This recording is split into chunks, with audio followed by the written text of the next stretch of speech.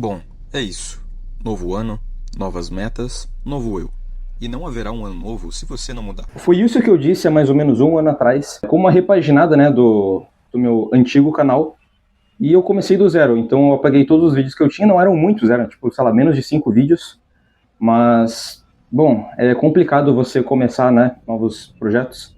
Isso dali foi uma promessa, né, de mudança pós Réveillon. Esse dali não foi nem o último, nem o primeiro projeto, era para eu ter falado o contrário, mas enfim, foda-se, vai assim mesmo.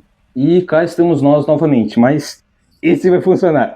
Mas cadê a continuidade dos outros projetos? Bom, a resposta é o porquê que eu criei esse canal. Mas então, por que eu criei esse canal? Para ressignificar o que vem depois do perfeccionismo. No desenvolvimento desse vídeo eu vou explicar melhor a respeito do perfeccionismo, as etapas dele, né, a cronologia, e assim vocês vão entender melhor por que eu criei esse canal. No caso, lá no final do vídeo eu vou explicar. Bom, então vamos à cronologia, todas as etapas do perfeccionismo. O que acontece antes do perfeccionismo? As inseguranças quanto a atender as expectativas, tanto as expectativas próprias quanto as expectativas alheias.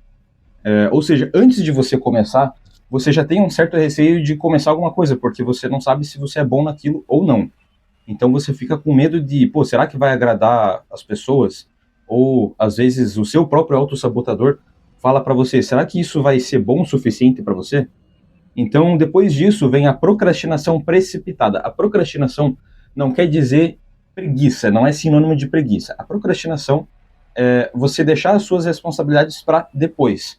Ou seja, você tem energia para aquilo, você não está com preguiça, só que aquilo é responsabilidade demais para você, sei lá, entrar em ação. O que acontece durante a procrastinação? A negligência do medíocre. Ou seja, quando você começa uma coisa nova, um projeto novo, vamos supor, comecei a tocar violão. Para quem nunca tocou violão, é uma coisa extremamente difícil. Então, assim, é óbvio que nas primeiras vezes que ela for tocar, ela for tentar mandar uma nota no violão, ela não vai conseguir fazer isso direito. E aí, ela não reconhece que ela é iniciante e fala, tá bom, isso não é para mim. Então, depois disso, vem a ingratidão, ou seja, às vezes ela mandou bem para um iniciante, óbvio que não tem como comparar com alguém que é músico, né, um profissional, mas ela já mandou bem como iniciante, porém ela não reconheceu aquilo, ela foi ingrata com o seu resultado bom para iniciante.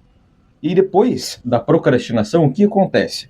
Você recomeça do zero num projeto novo, com isso vem a repetição do ciclo citado acima, ou seja, no caso o que acontece antes do perfeccionismo e durante.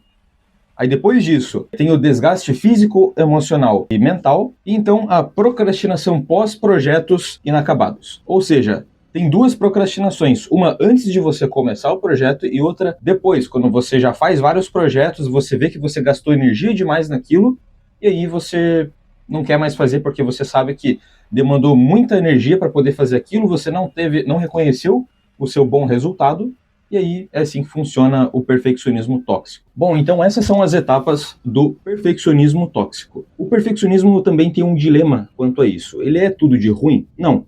Em certo grau, o perfeccionismo te ajuda a não entregar um resultado ruim. Obviamente não vai ser um resultado excepcional, certo? Isso principalmente quando você é um iniciante, né? Você é iniciante em determinadas atividades, no exemplo do violão. Então, assim, você consegue entregar um trabalho bom, um resultado bom, só que na medida, você tem que saber a hora de parar de melhorar aquilo. Por exemplo, eu estou gravando esse vídeo. Eu não vou ficar gravando 20 takes da mesma frase até sair a frase perfeita. Uma hora eu vou falhar a dicção, uma hora vai dar um branco, uma hora, sei lá, acontece qualquer coisa. Então é isso. O perfeccionismo, ele não é totalmente tóxico, ele não é totalmente inútil. Se você usa ele como grau de parâmetro para poder melhorar o seu trabalho, mas você sabe a hora de parar, ele definitivamente vai te ajudar. E quando você está executando alguma coisa, você tem que melhorar. Só que aos poucos, você tem que dar tempo ao tempo. Então, qual seria a forma correta de você usar o perfeccionismo? Bom, como dito anteriormente, você usa como parâmetro para você sempre melhorar o seu trabalho. Vamos supor, você vai tentar a primeira vez e você vê como tá. Então você vai melhorar uma coisa aqui, outra ali e tal. Você não vai simplesmente falar, ah, tá bom, isso não é para mim, eu vou começar outra coisa.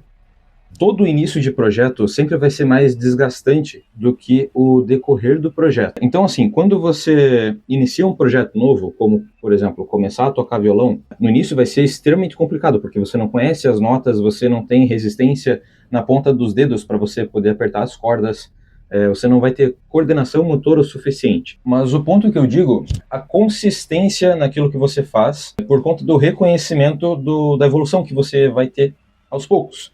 Como eu disse, de tempo ao tempo. Mas enfim, agora eu vou continuar a falar o porquê que eu criei esse canal. Bom, o Som em Sombra é um projeto que inicialmente tinha como objetivo eu não me desgastar tanto e combater o perfeccionismo que eu tinha nos meus outros projetos. Os projetos que eu fazia antes eram muito complexos, eu sei editar vídeo muito bem, só que eu levava, sei lá, 10 horas para poder editar um vídeo. E porque para mim eram os mínimos detalhes que contavam, e sendo que, sei lá, às vezes, por exemplo, para colocar alguma edição específica no CapCut levava 10 minutos para meio segundo, então assim, não valia a pena. Às vezes a pessoa que estaria assistindo o vídeo nem ia prestar atenção, o que já aconteceu muitas vezes. Então assim, e principalmente no YouTube, que assim, para você ter uma boa renda no YouTube, não uma boa renda, mas para você começar a ver uma grana ali, leva meses, talvez anos. Então assim, eu me desgastava demais fazendo apenas um vídeo, só que no YouTube você tem que ter consistência, senão o YouTube ele não vai entregar o seu vídeo. Logo, eu acabava me desgastando demais. E daí eu não via resultado imediato, o que no YouTube não acontece. Então eu acabava desistindo muito fácil. E por isso que eu começava vários projetos e eu nunca terminava, porque eu gastava muita energia com aquilo, muita energia mental, física e emocional. Então isso acabava me desgastando demais, eu acabava procrastinando. E eu não queria fazer, não tipo por medo de não dar certo e coisa assim, mas só por desgaste mesmo. E por conta disso eu procrastinava, eu não tinha energia suficiente para começar outro projeto. Então, essa foi a ideia do Som em Sombra. Onde, por exemplo, eu não vou editar muitos, por exemplo, eu nem faço roteiro, na verdade. O que eu estou falando agora, eu não escrevi no roteiro. Eu apenas sei qual foi a trajetória do meu canal e eu estou falando isso com as minhas próprias palavras. Ou seja, quando eu escrevo um roteiro e eu tenho que atuar como um script, eu não posso falhar na dicção, no caso no meu eu anterior, né, nos outros projetos, eu não poderia falhar na dicção, senão eu teria que começar tudo de novo. Se eu falasse a entonação na sílaba errada, eu já tinha que gravar tudo de novo. Para poder escrever os roteiros, eu tinha que colocar a palavra específica e tal. Isso levava muito tempo, ou seja, para edição, para narração do vídeo, para edição de áudio e para fazer o roteiro. Então, assim, eu não sei se eu já falei de fazer o roteiro, mas de qualquer forma é muito desgastante. Nesse canal eu pego um tema, eu abordo em tópicos, assim como eu estava com o meu caderninho aqui, acho que aqui vai dar para ver, em vários tópicos. Então, assim, eu sei do que se trata cada tópico, tá tudo aqui, e eu não preciso ficar lendo. Obviamente eu vou esquecer de uma coisa ou outra, então por isso que eu coloco tópicos, mas a partir do momento em que eu estou lendo o tópico, eu lembro qual que era a cronologia que eu estava fazendo para eu não me perder. Então, nesse caso, com o Som em Sombra, eu consigo ter mais frequência de postagem, eu consigo tranquilamente postar 2 vídeos por semana, e eu acho que eu vou colocar essa meta como meta mínima. Depois coloca aqui nos comentários o que vocês acham. E é isso, inclusive o Som em Sombra não apenas eu quero fazer uma coisa mais pé no chão, por causa que assim, os meus outros projetos era tipo muito personagem envolvido e aqui sou eu mesmo falando de uma forma mais simples. Eu tento explicar coisas do meu cotidiano ou temas complexos de uma forma que todos possam entender.